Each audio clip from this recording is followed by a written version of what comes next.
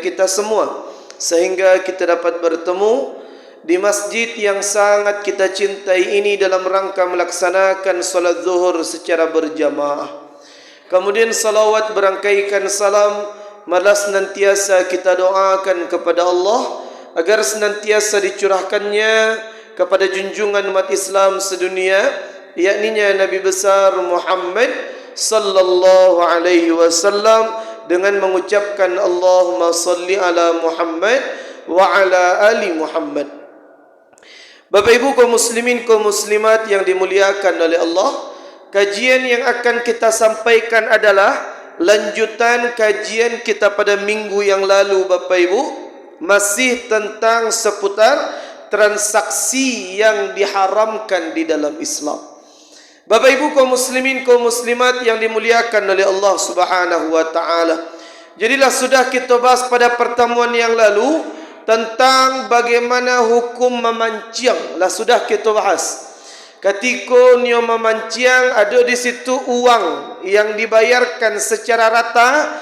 Kemudian sia yang dapat ikan banyak untuang lahnya, sia yang dapat ikan sakete ruginya. Itu dilarang oleh para ulama. Sampai kini tidak ada ambo sobo ulama yang menghalalkan itu. Jadi ingat Bapak Ibu yang dimuliakan oleh Allah, itu yang pertama. Kemudian yang kedua, yang dilarang transaksi berikutnya adalah perlombaan yang uang hadiahnya diambil dari pendaftaran. Itu haram, judi namanya. Jadi memang Ustaz, tu baca hadiah sudah kita sampaikan. Cari sponsor, minta sumbangan ke masyarakat setiap rumah. Kan ketika 17 Agustusan, hadiahkan banyak, panjat pinang, main bola, kemudian karupuak yang lain-lain. Dari mana hadiahnya? Itunya, ajukan proposal, minta ke anggota dewan, atau alirkan proposal dana atau katidiang ke setiap rumah. Itulah yang dijadikan hadiah. Jadi kalau uang pendaftaran peserta lomba dijadikan hadiah, tidak ada selain judi namanya. Baku judi Ustaz, asamu je modego. Kita main domino, main kartu remi misalkan. Ada 4 orang. Cie, 2, 3, 4. Main kartu remi. Kemudian masing-masing 4 orang itu mengeluarkan uang pribadi 100,000 masing-masingnya. Jadi total dana 400. Ketika sia yang menang, pitih 100 masing-masing mereka, itulah yang dijadikan hadiah. Akan judi namanya, sama je lomba mode itu. Kalau diminta uang pendaftaran ke setiap peserta, uang tu yang dijadikan hadiah, itu judi namanya. Itu dipanganlah uang peserta itu Ustaz, uang pendaftaran. Boleh dipungut, tidak ada masalah. Tapi itu yang dijadikan sebagai biaya operasional. Kalau misalkan main futsal, itu yang digunakan menyewa gedung. Kalau seandainya ada misalkan konsumsi snack makan siang, ambil dari uang pendaftaran tadi. Tapi kalau hadiah, tidak boleh dari uang pendaftaran. Bapak Ibu kaum muslimin kaum muslimat yang dimuliakan oleh Allah Subhanahu wa taala. Cuman ada yang perlu kita luruskan Bapak Ibu tentang masalah arisan. Kadang banyak je jamaah-jamaah ibu-ibu, apalagi di belakang kan ibu-ibu rami. Ustaz, arisan itu dilakukan oleh kaum ibu, biasanya kan majlis taklim. Because setiap mereka ada dipungut biaya atau misalkan mana buanglah setiap pertemuan 100,000 seorang. Kemudian peserta ada 20 orang. Berarti 2 juta pitih. Setiap pertemuan cabut lot. Sia yang namanya keluar, nyo narimo pitih. Boleh tidak model itu? Al-aslu fil muamalati al-ibahah. Hukum asal dari muamalah itu boleh, halal. Sampai ada sistem yang haram yang dikerajuan. Jadi kalau arisan itu halal, walaupun berbahaya. Di mana tak halalnya Ustaz? Tak ada yang haram di situ. Kalau seandainya inyo main arisan, sia namo yang keluar, inyo yang dapat piti, berarti inyo memakan utang orang, memakan piti orang. Kalau inyo lah dapat uang namonyo keluar, tetap selesaikan hutang itu sampai akhir. Boleh dengan syarat. Syaratnya Ustaz, Kalau ketua MUI kita menjelaskan arisan bagi kaum ibu itu boleh, kerana hukumnya sama dengan menabuang, meminjam pitih. Tapi ingat, biizni zaujiha, harus dengan izin suaminya. Kerana di belakang balok Bapak Ibu, ada salah seorang jamaah bacarai sama isterinya ya gara-gara arisan tadi. Jadi kan di situ banyak orang kaya tinggal. Sekali sebulan cabut nama arisan ibu-ibu, majlis taklim.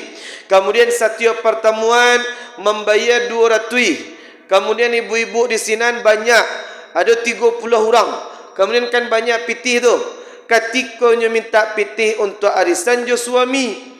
Ketikanya dapat namanya keluar, ndak dia tahunya suami. Habislah pitih tadinya pakainya balanjuan. Kemudian bertanya suaminya, "Bako engkau lah barat tahun kau ndak jo dapat-dapat." Ditanya ke ibu-ibu yang lain, rupanya boleh lah dapat, isterinya lah dapat. Di situlah emosi keluar, spontanitas mengucapkan talak. Karena emosi tadi. Jadi ingat Bapak Ibu, harus dengan izin suami. Kalau kita dapat pitih, sampaikan juga kepada suami yang memberikan uang. Ustaz, tu bayang lain Ustaz. Itu konsekuensinya. Kalau nama kita keluar, lah dapat nama, dapat pitih. Kalau nyo meninggal, uang tu lah habis, sampaikan ke ahli waris, tolong lanjutkan.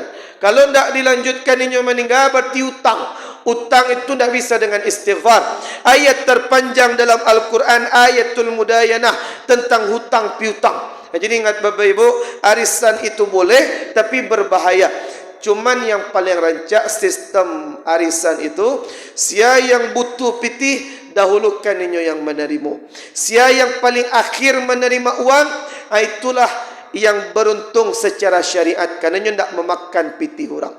Jadi ingat Bapak Ibu, banyak sistem transaksi muamalah itu yang perlu kita luruskan.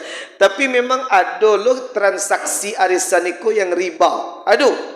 Contohnya, amo yakin ibu-ibu di belakang kau pasti ngeh dengan yang amo sampaikan kini. Yang ribanya, kadang banyak-banyak ibu-ibu, Bapak Ibu, yang apa-apa amo yakin kurang ngertinya banyak ibu-ibu. Kadang ibu-ibu kau majlis taklim, arisan, pengajian. Kemudian setiap cabui namo, ada namanya yang keluar. Perjanjian yang dibuat, sia namanya yang keluar, batinyo yang menyediakan makan. Itu banyak tu Pak. Tanyalah ke isteri-isteri awak di rumah. Banyak transaksi arisan model itu. Sia yang namanya keluar, habis suah inyo yang mentraktir. Inyo yang magiah makan lontong. Inyo yang membuat soto. Tanyalah. Kalau itu yang ditransaksikan dalam arisan, riba. Tak ada yang lain, riba. Bako riba Ustaz.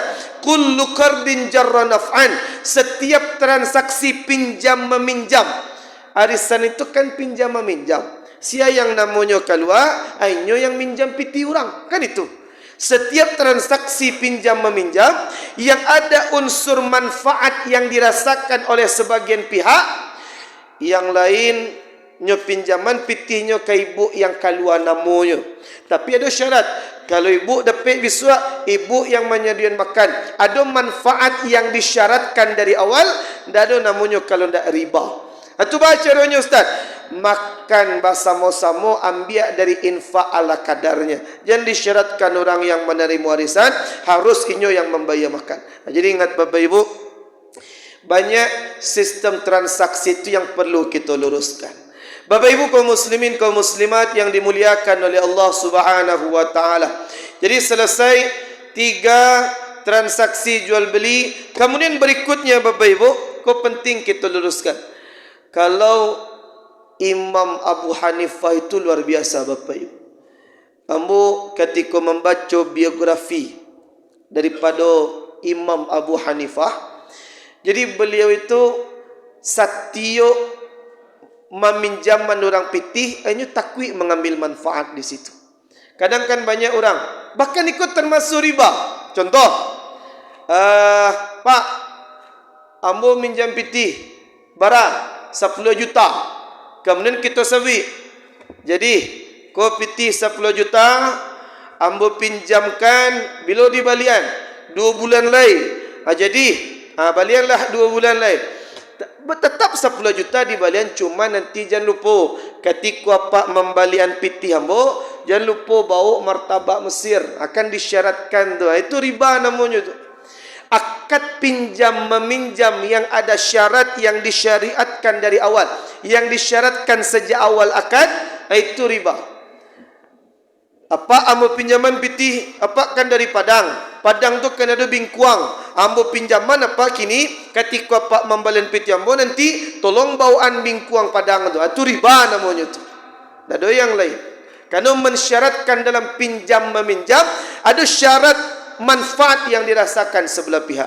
Ustaz, kalau ada orang yang dia memberikan manfaat sukarela bah Ustaz. Contoh, Pak, kau piti apa yang kamu pinjam kapatang gonya 10 juta. Ai kombo labihan 100,000 untuk apa tanda terima kasih ambo. Hanya labihan piti, tapi tanpa disyaratkan dari awal. Itu bagus Bapak Ibu. Inna min ahsanin nasi ahsanuhum qadaan, kata Nabi. Sebaik-baik orang ketika mengembalikan pinjaman yang lahnya pinjam, ahsanuhum qadaan, nyo ganti dengan yang lebih ancak. Nabi kan pernah model itu dulu. Nabi meminjam onta kurus. Ketika Nabi membalian, yang gak puak lagi Nabi, itu rancak. Karena tidak disyaratkan dari awal. Pak, kau piti 10 juta yang mau pinjam ke Patang, makasih banyak Pak ya. Aku ada oleh-oleh dari ambo martabak Mesir, ambillah jawab Pak.